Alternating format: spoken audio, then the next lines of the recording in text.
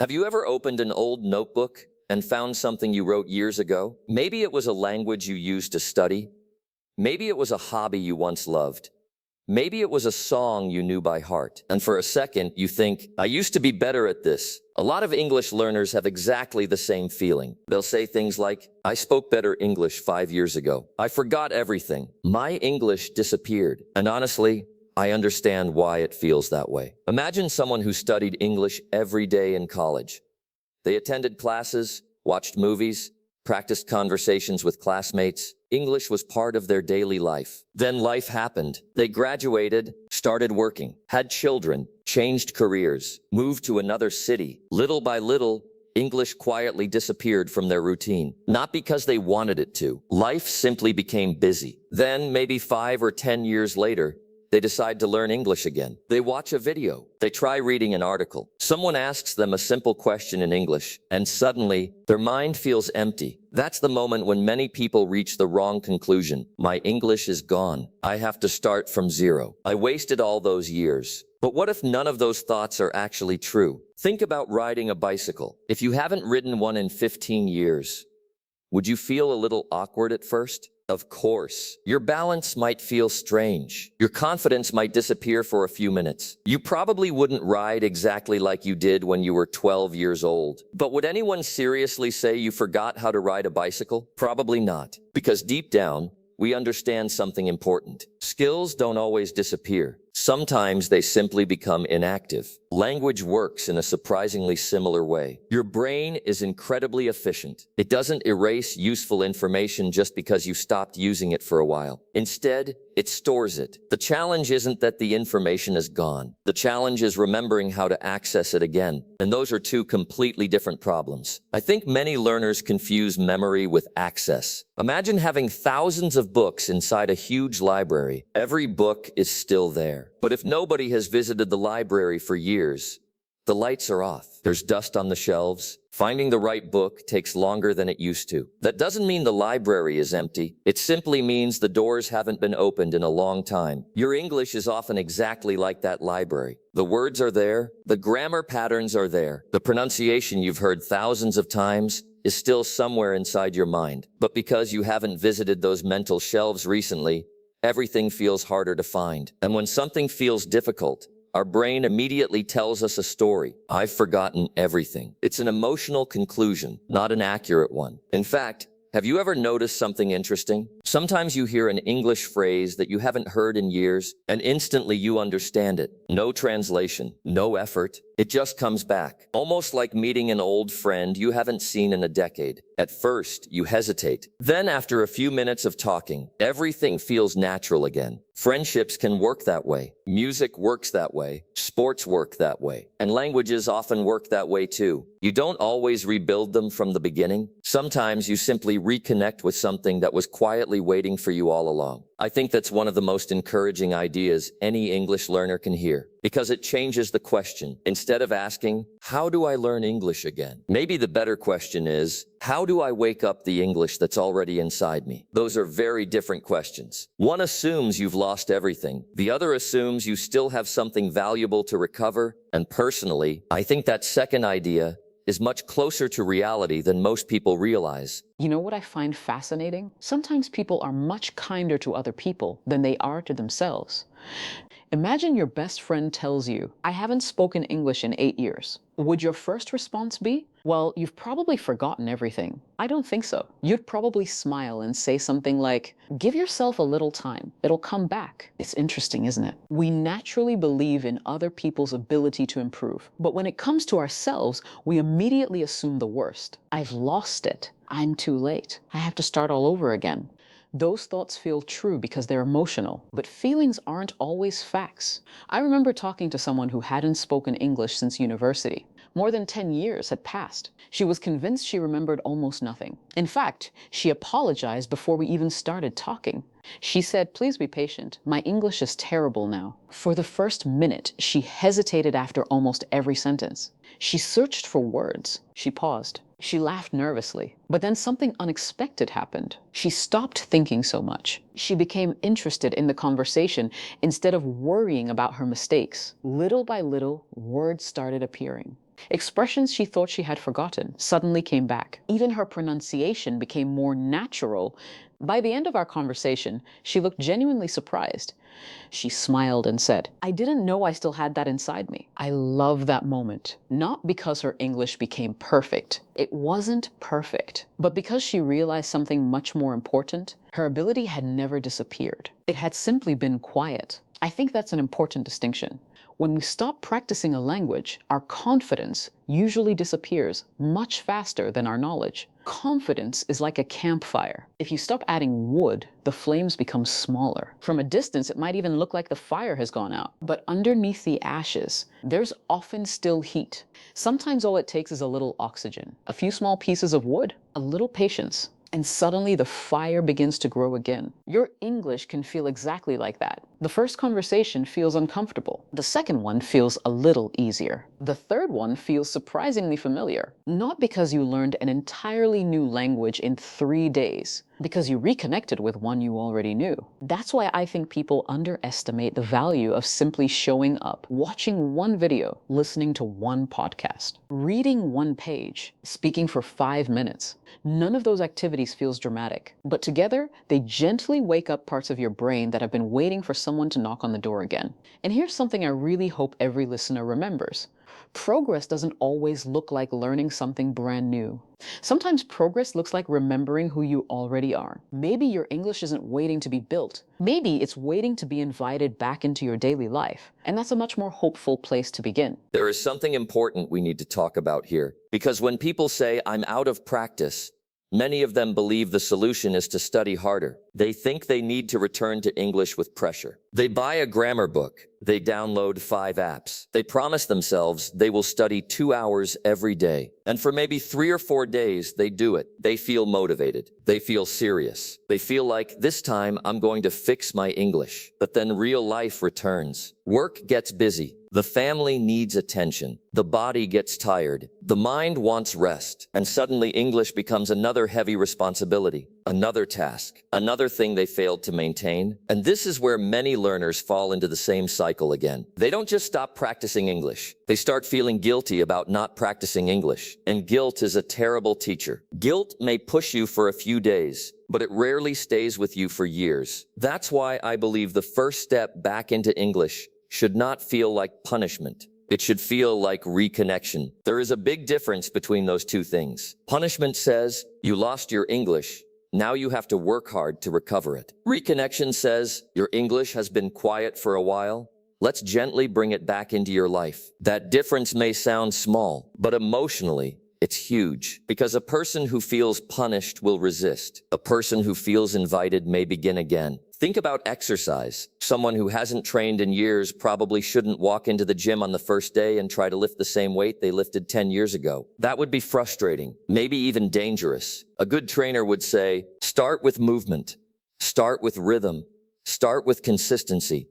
Don't try to prove anything on day one. English is very similar. Your first goal is not to speak perfectly. Your first goal is to become familiar with English again, to hear it every day, to feel its rhythm, to remember how sentences move, to let your brain say, oh yes, I know this sound, I know this structure, I know this feeling. That is why listening is so powerful when you're out of practice. Listening is like opening the windows in a room that has been closed for a long time. You are not rebuilding the house. You are letting air enter again. At first, maybe everything feels a little dusty. Some words sound familiar, but you can't use them yet. Some phrases make sense when you hear them, but they don't come out when you try to speak. That can be frustrating, but it's also completely normal. Recognition usually returns before production. In other words, you may understand English again before you can speak it comfortably again. And that doesn't mean you're failing. That means the system is waking up. It's like hearing an old song. You may not remember every lyric immediately, but as soon as the music starts,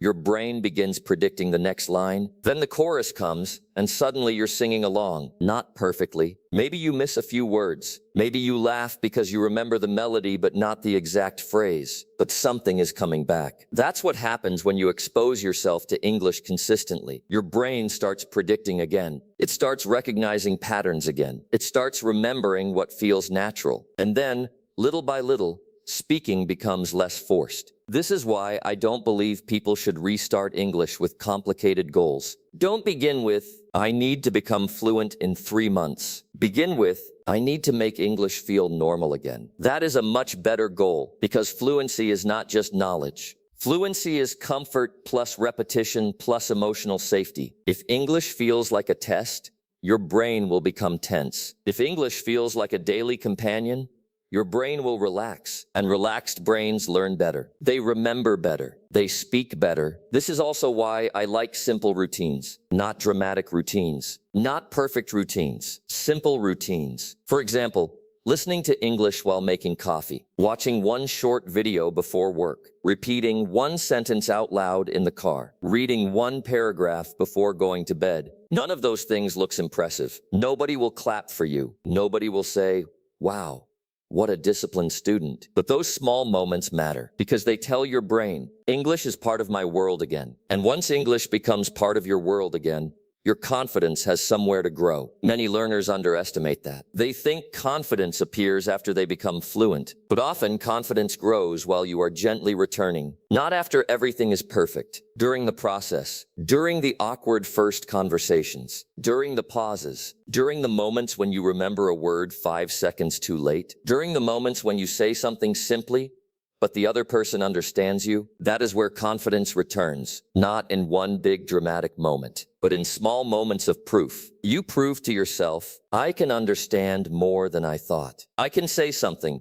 even if it's not perfect. I can return to English without shame. And that last one is very important. Without shame, because shame makes people hide, and a hidden language cannot grow. If you want your English to come back, you have to give it space to be imperfect at first. Like an old friend arriving at your house after many years. Maybe the first conversation is a little strange. Maybe both of you need a few minutes to find the old rhythm. But if you keep talking, something warm returns. Something familiar, something real. And this is why being out of practice is not the same as being bad. Bad means there is something wrong with you. Out of practice means there is something waiting for use. Bad feels permanent. Out of practice feels recoverable. And I want every learner listening to remember that. Your English may feel slow right now. Your sentences may feel heavy. Your words may arrive late. But that does not mean your English is dead. It means your English is waking up. And waking up takes a little time. So instead of judging yourself in the first 5 minutes, give yourself the same patience you would give a friend. Start small. Listen often. Speak simply. Return gently. And let your English remember how to move again.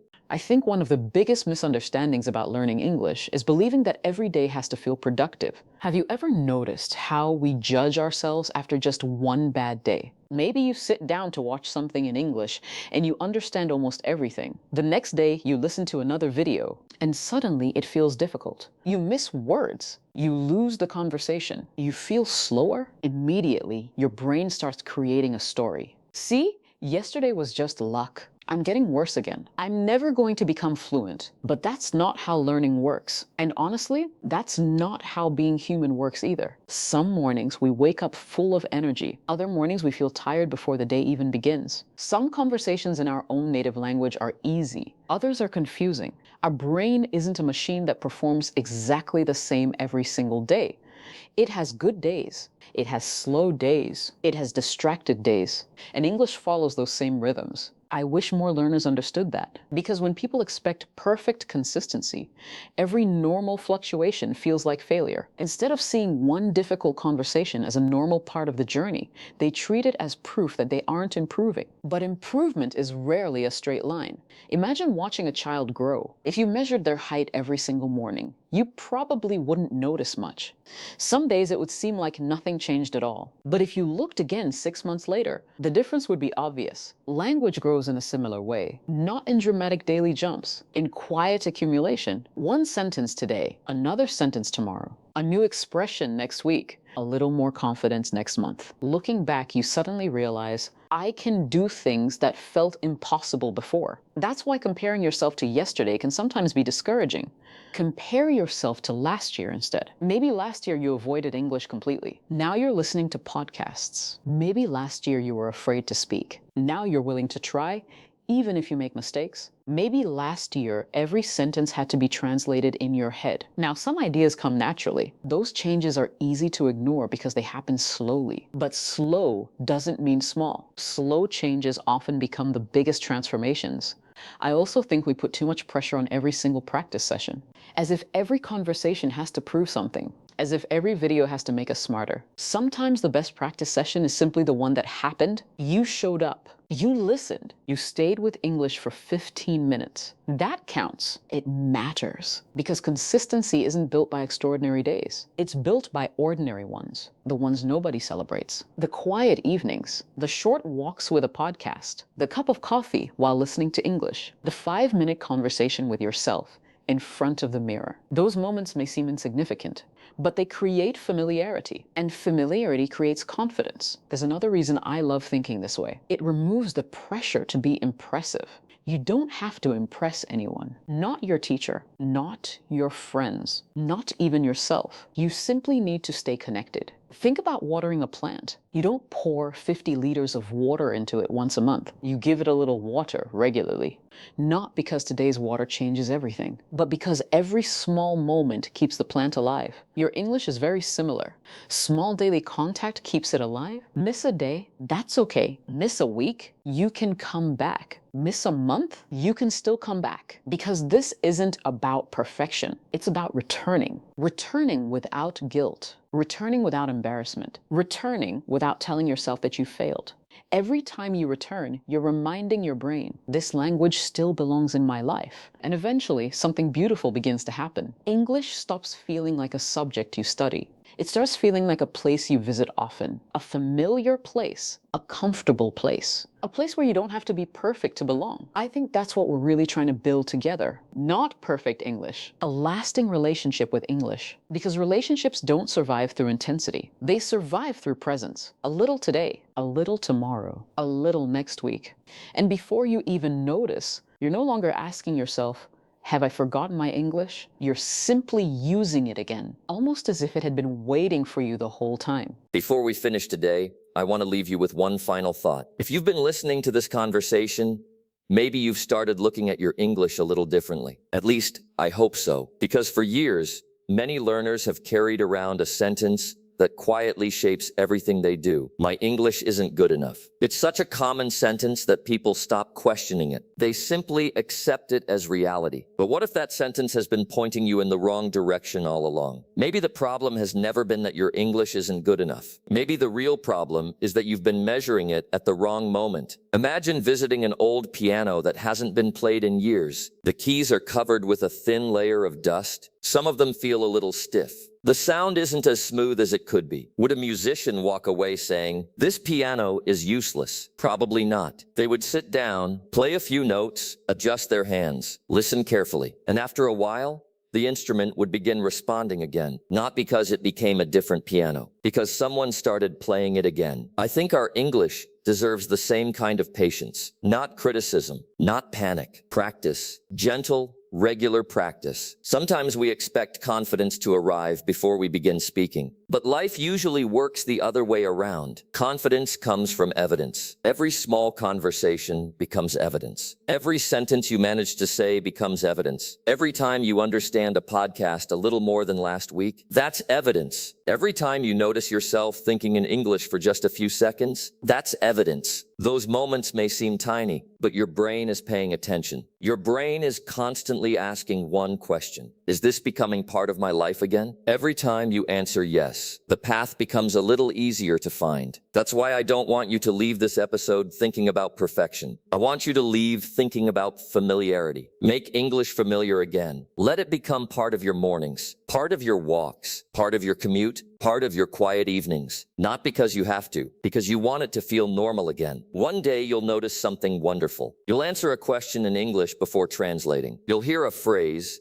and immediately understand it. You'll tell a short story without planning every sentence. And in that moment, you probably won't even realize something important has happened. You won't think, my English came back today. You'll simply continue the conversation, as if it had always been there, because in many ways, it was. Maybe hidden, maybe quiet, maybe waiting, but still there. And perhaps that's the biggest message we wanted to share today. Don't confuse silence with absence. Just because you haven't used your English recently doesn't mean it disappeared. Just because it feels slow doesn't mean it's gone. Just because you need a little time doesn't mean you're starting from zero. You're returning, not beginning. Returning, and there is something deeply comforting about that idea. Because returning means you already have a foundation. You already have memories. You already have experience. Now all you're doing is bringing those pieces back together. So the next time you catch yourself saying, "My English is terrible," try replacing that sentence with a different one. "My English is waking up." It may seem like a small change in words, but sometimes a small change in words creates a huge change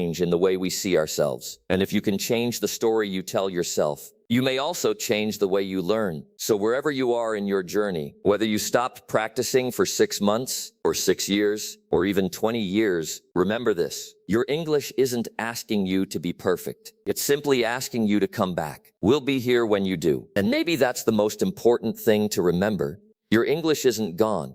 It's simply waiting for you to use it again. Maybe this conversation has reminded you of something you hadn't thought about in a long time. Maybe your English isn't the only thing that has been waiting quietly in the background. Maybe you've had dreams you've postponed, books you've wanted to read, places you've wanted to visit, conversations you've wanted to have. Sometimes life asks us to put certain parts of ourselves on hold, not because they aren't important, simply because something else needs our attention first. And that's okay. Life has seasons. There are seasons when we build careers, seasons when we raise families, seasons when we take care of other people, seasons when we simply try to get through difficult days. If English became quiet during one of those seasons, that doesn't mean you failed. It means you were living your life. Now, if you're here listening to this episode, maybe you're entering a different season, a season where you're choosing to make room for English again, not because someone is forcing you, because you're choosing it. And I think that makes all the difference. When we choose something, we care for it differently. We become more patient with ourselves. We stop asking, how fast can I become fluent? And we start asking, how can I make English part of my life again? That's a beautiful question because it has no pressure, only curiosity. Maybe tomorrow you'll listen to 10 minutes of English while driving. Maybe you'll order a coffee in English on your next trip. Maybe you'll understand a movie without looking at the subtitles every few seconds. Maybe you'll have your first real conversation after years of avoiding them. Whatever that next step looks like, let it be enough. Don't rush to the finish line.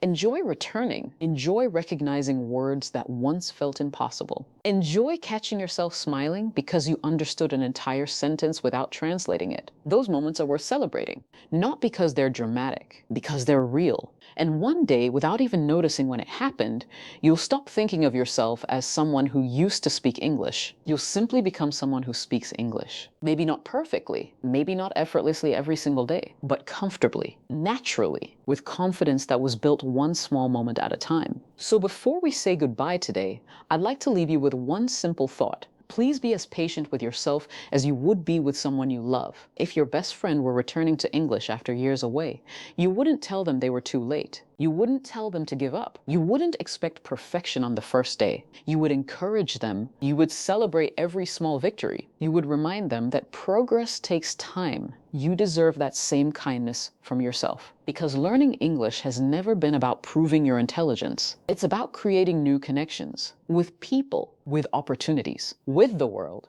and maybe, in some small way, with the version of yourself you've been hoping to become. So wherever you are today, whether you're just beginning or simply beginning again, keep going. One conversation, one podcast, one page, one day at a time. Your English isn't asking you to be perfect.